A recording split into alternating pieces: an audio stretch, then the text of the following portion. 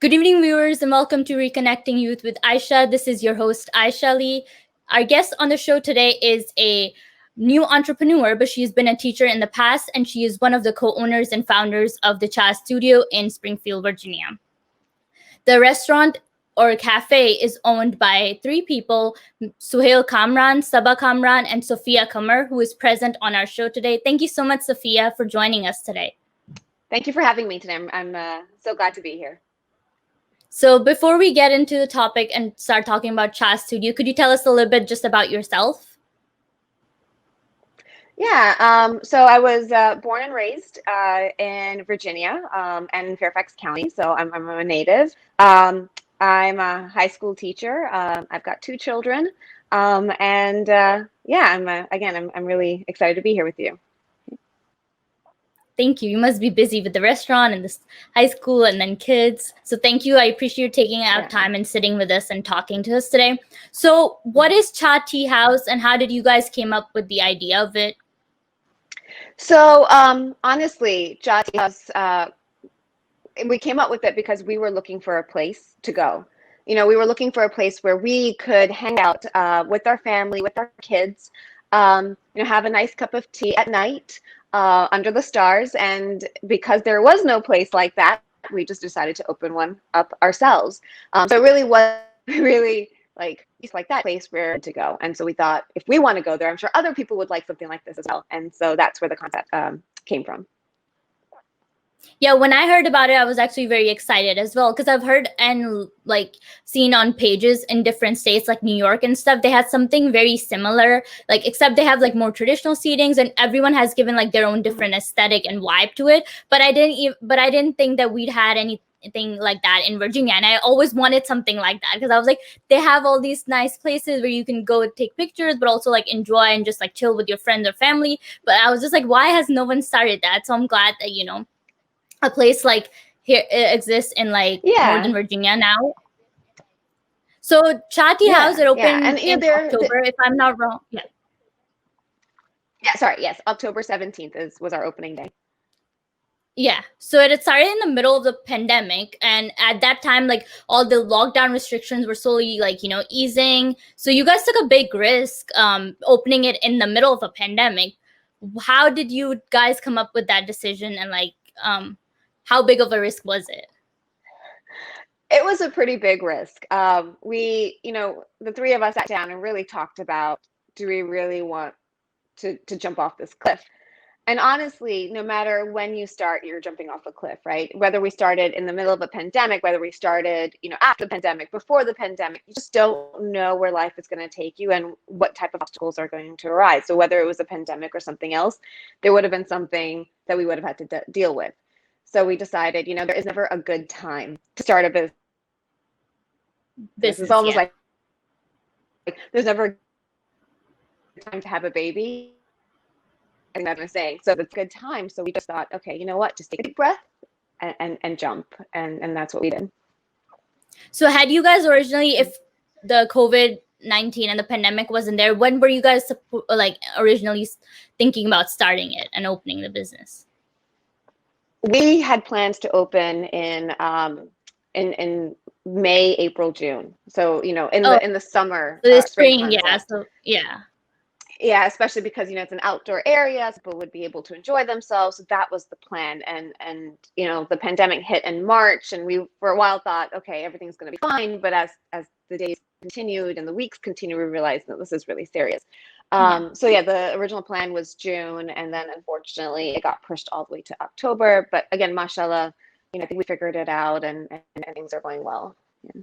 I think it was worth taking the risk because ever since from what I've seen over social media and just the reviews and videos of people and stuff, and I've heard from friends as well that it's from day one it's been a packed place, even though we're still COVID still exists, pandemic, people are still going. I know especially on weekends and stuff. So I think it was worth it. But even right now, especially recently, the governor passed a lot of restrictions during that are gonna be they're still going to be there until the end of January. So how have those pandemic restrictions and just even operating from October up until now have affected your business and the hours and stuff? No, I think honestly, those restrictions are just common sense. They really are. You know, we don't feel burdened by any of those restrictions. We think those are good things to have in place, regardless of whether you have COVID or not, whether you don't have COVID. You know, wearing masks, making sure that all the tables are 6 feet apart, making sure that everything's sanitized and wiped after every use. All our employees are required to wear masks and gloves during the cooking process, during the serving process. You know, those are things that honestly I think should continue on, regardless of whether it's you know COVID or It's no like basic COVID. hygiene. Um, yeah, it's basic hygiene, just common sense, right? You know Yeah. you should stay, you know, regardless of COVID. There's flu season. There's all these other things that are happening. So stay 6 feet apart. Come in small groups. Down.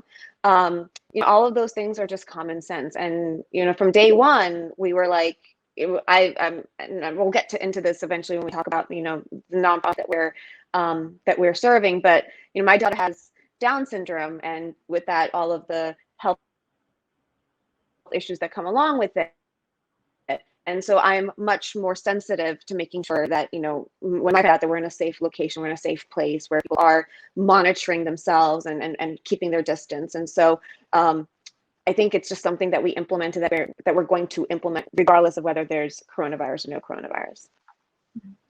So this place, it's like it's a food truck. So a lot of like earlier initially it took me a while to understand, is it like a cafe? Is it like a food truck? Like what I think a lot of people until it actually like opened, people were confused. They thought like it's just a food truck, you grab and go and that's it. But then they were like, wait, there's like they have this really nice aesthetically pleasing, your Instagram worthy like place where you can sit and take pictures. There's this backdrop with like Zalima, and there's a scooter, there's like lighting and stuff. So I think a lot of people in industry were confused until it actually opened. So how did you guys come up with the idea of starting something that's like a food truck, and then there's also like place where you can eat and like also take like really nice pictures and stuff? There's also like a backdrop. Yeah, so Like it's a what was play the off whole of a thinking and daba. behind? Yeah, Oh, okay. so yeah, it's a daba, right? We went to, so I grew up here, but you know, any chance I get, I would like to go to Pakistan. So I went to Pakistan in 2019, or was it 18? And, you know, the best places to eat were dabas, you know. You could go to the fancy restaurants, and good food, but the authentic, where you get Pakistani like feel was in these dabas, you know, these little shacks that they open up. And then Yeah. every single one of them had seating areas. You know, it wasn't just grab and go. Yes, some people took it and sat in their car, but we would go and we would sit right outside, and there would be music blasting and people running around and people taking pictures. And we're like, you know, we could turn this into a bit more upscale, keep that Daba feeling, but make it a little bit more upscale, make it a little bit more Americanized, and bring that to Virginia. And so that's where the concept came from. It was, okay, we're going to have a food truck, which is like a Daba. We're going to have a seating area. We're going to have music playing in the background, and then we'll also have, you know, this Instagrammable backdrop where people will want to take pictures. So they get the vibe of being in Pakistan. Like I think that's one of the biggest compliments I've gotten is people are like, oh my God, I feel like I just, you know, was transitioned or transformed back into Karachi or Islamabad. This brings back memories from my childhood. But still keep that, okay, this is still a nice place to sit and eat, and you want to spend time here and you want to take pictures here. So it's a blend of both. Yeah, it's like I think it's a really nice fusion of like tradition meets contemporary. So like all different types of generation, whether you're young or old, you can relate to it and just like enjoy and chill. So your hours of operation are also very different compared to like, you know, like a Starbucks or like any other cafe where it opens from like, you know, in the morning until night, right? Your hours are from like 5 p.m. if I'm not wrong. 5 p.m. to 10 p.m. on weekdays, and then on weekends, Friday and Saturday until midnight. So what was the thinking behind that? Why different hours? Again, I got that from, and not just me, but my partners, we got that from Pakistan. Things in Pakistan, like life does not start in Pakistan until like 3 p.m., right? Like people don't come out until 3, 4 p.m. I remember getting up at 8 a.m. in Pakistan and everyone's like, what are you doing? Go back to bed. Nothing's open. Yeah. And so it was, you know, bringing that, again, same vibe back. So in Pakistan, like things stay open really late into the night. People are going out and buying, drinking chai at like 10, 11 at night. And we wanted that same type of vibe. The other thing is, we are gearing ourselves towards a younger generation. And so, as Muslim Americans, trying to find something to do at night is really hard, right? So a lot of hanging out with your friends. There's tons of places like that, and they're beautiful, and they definitely have like a great vibe, but I don't want to go there, right? Because I don't drink. And so we're to come out to hang out with their friends in a place that is, almost like a safe space. There's no alcohol. It's family friendly. Somewhere where, if my child is really young, he's only 6 years old, but a place as a mother, I would say, okay, if my son is like 17, 18, I would be comfortable with him going, right? Like, I would be okay with him going there versus somewhere else. Because I know it's a halal place. I know that it's, run by Pakistani owners who really want to bring Pakistani culture to the younger generation, and a place where I think I would, as a mother, would be like, okay, that's my safe place. You can go there and hang out with your friends. Yeah, so I think it's gonna be even more pragmatic. Like Ramadan comes around, everyone just wants to like open their fast and just like chill and like relax. Which kind of brings me to like the food. So your menu items are different. So I know you said a lot of like the whole concept of the Shah Tea House is inspired from like dhaba, but I think the food is a little bit different. They're more like snacks compared to like just traditional food. So what was there like a specific reason why you guys chose that and not like actual food?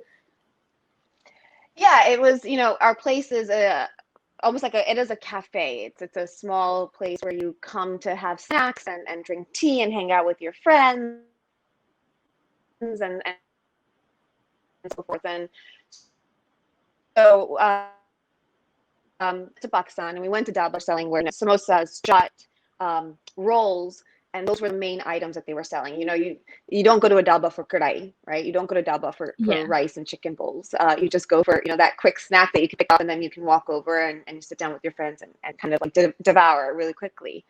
And so we wanted to keep that theme, going, of just the street food, the dhaba feel, just grabbing a roll and walking off with it. And you can eat it in your car, you can eat it there, and so forth. Sorry, go ahead. There's also been very like different types of items on your menu, especially when it comes to like drinks. I think two of the ones that have really stood out to me and also other people is there's a pan milkshake and then there's a Kashmiri chai flavored milkshake. So can you tell us a little bit both about those and how did you guys come up with the idea and like whose idea was it? Like, that's an interesting like combination, I would say. Yeah, again, I think it boils down to what we wanted to drink, right? I love pan. It's one of my, favorite things to have. And I've been like, before we opened chai, I was constantly running around trying to find fresh pan to eat. And I think just one day I had all of the ingredients for pan sitting around, and I was like, wait, what if I put this in a milkshake? I started to buy a ton of people did, and I thought I loved it. So I was like, this is it. Same thing with Kashmiri chai. We experimented a lot. There's a lot of things that are not on our menu that I experimented with that turned out horrible. I was like, not doing that. So these were two things that that I experimented on, and as we tasted them and had friends and family taste them, they loved, and we decided to put them on the menu. And they're very unique. People do come and they're like, pan milkshake, that does not sound appetizing at all. Yeah. But even just like when you think about yeah, exactly. And it just like I think that's like one of the things that just like when you look at the menu, you're just like, that looks interesting. Yeah, it's a very unique concept, and so we just played around with it. So again, like there are a lot of things that I played around with that turned out to be disasters. Well, you experiment and then you learn. That's sort of like part of, I guess, when it comes to like cooking, especially. I also want to mention it quickly to the viewers that I know a lot of people, especially like Desi people in their ear, they look for like, Kashmiri chai. So the chai tea house also serves that in case anyone is interested and want to try it out. You should definitely go there. My next question to you, Sofhia, would be, I don't think a lot of people know about this, which is why I want you to give me a little bit more detail on this. So 10% of the cafe's proceeds are donated to the Down Syndrome Association of Northern Virginia. Can you tell us a little bit about that? Why did you guys choose this organization, and why did you just in general choose to, like, donate some of the proceeds of the cafe to a nonprofit? Yeah, so so we didn't just want to open up a business, right? We don't open up Jha Tea House and that's it. We really want to serve our community, right? One of the biggest things is if we're part of this community, we want to help as much as we can. And so we really thought about it. We were always going to do organization or another. One nonprofit was, and this was mainly my push, which is the Down Syndrome Association of Northern Virginia. My daughter has Down syndrome. Mashallah, we're blessed to have her, and she's amazing. And there's a lot of struggles that new mothers go through when their child is diagnosed with Down syndrome on birth or prenatal. And so the Down Syndrome Association of Northern Virginia provides a lot of support, a lot of information. And then when the child is born, they provide community service, things like fundraisers, like summer programs, baking cookies, doing sports events. And so it's a very tight-knit community, and they do amazing work. And so this was really close to my heart, again, because of my daughter. And so this is why we chose this nonprofit. Again, the goal of Jha is not just to serve tea or to serve food. We want to provide help and service to our community, right? We want to do something beyond serving hope. I think this is great that there's also like your the cafe, where there's like, it's almost like when you go to purchase something like a product, it's like a purchase with a purpose. It's almost like then you can like dine out or grab and go, but you also know that like part of what you're purchasing or like whatever you're like eating and stuff, it's going towards like an organization. So anyone who's like watching right now and they're like, I know a lot of people like try to donate or be a part of it, and they're like, sometimes they're confused, like, what do I do? Well, I think this is a great way. You can just grab your friends or family, just go dine out there, or just grab and go, whichever works best for you. And just that part of your purchase is gonna go towards helping a nonprofit organization. So I think that's great. Coming to entertainment, I think the cafe in itself, like, you guys have focus on all different parts of it. It's like aesthetically pleasing. The food is like light and like snack type, so you can just like enjoy that, as well as there's like a live performance by a band that performs every Saturday. It's called like the Cha Studio, inspired from like Coke Studio. Could you tell us a little bit about that? Why is it just on the weekends? I think specifically like on Saturdays, and like what was like, I think earlier you guys were just like playing songs, then the band came about. So like, how did that come about? I think, again, it goes back to serving our community, right? We want to uplift people who are, in and around Northern Virginia, the DMV area. And so, music was always part of our plan. Like, we love music, and we wanted to promote Pakistani music, which I think isn't as well known as Bollywood music or American music in this area. And so music was always going to play. And then we thought about it. We're like, I bet there's all these people in the DMV area, singers who want to get their name out, who have so much talent, and that's kind of hidden away. And so we should see if we can contact people. And we came in contact with Ali Imtiaz, who is so talented. He's just, oh man, the vocals are just absolutely amazing. And so I don't remember exactly how it happened, whether we approached him or we were approached by someone who knew about him. But it meshed so well, right? It just was just the perfect timing, the perfect environment. He was available. And so it just worked out really, really well. And so now Ali Imtiaz is one of our main singers, and he performs on Saturdays. We would love to have him every single night, but that's just not feasible at this point. So he performs every Saturday, and we're looking for, you know, anyone. I think sometimes even Ali like will pick up the mic and say, "Is anyone around here who knows how to sing and wants to perform? Come on up." And we've actually had audience members come up and perform too. And so it's just another way of serving our community, giving them good music, allowing them to, you know, showcase their talent. So we absolutely love it. Yeah, shout out to Ara Music Group for performing at the Chasu. You guys are great. Yes. You guys should definitely go and check their Instagram page out, and also like later live performance at the Cha Studio on Saturdays. These guys are great, the musicians as well as the singer. Like how she said, that they're a bunch of group of talented guys, and I'm so glad that, you know, you guys are doing a platform like that. So along with that, whenever you start something new, there's a lot of like praise that you get. You also do get some critique, which I think is also like, if it's given in all good, like in a good way, it's healthy as well, because then you know what to improve on, especially when you're in a customer service business, like a hotel or like a restaurant, or like in your case like a cafe and stuff. It always helps to improve the business and see what you work on. I haven't visited the cafe myself, but two of the most common ones that I gathered from like doing my research was, one of them is there was a group of people like they didn't like your faluda, and then there were some people who said that some of the items on the menu were a little overpriced. So I want to give you a chance to like respond to these two most common critiques. I think all feedback is good feedback. We are really open to hearing critique and criticism. You know, someone say, you feel validated and you're like, okay, yes, I'm doing something right.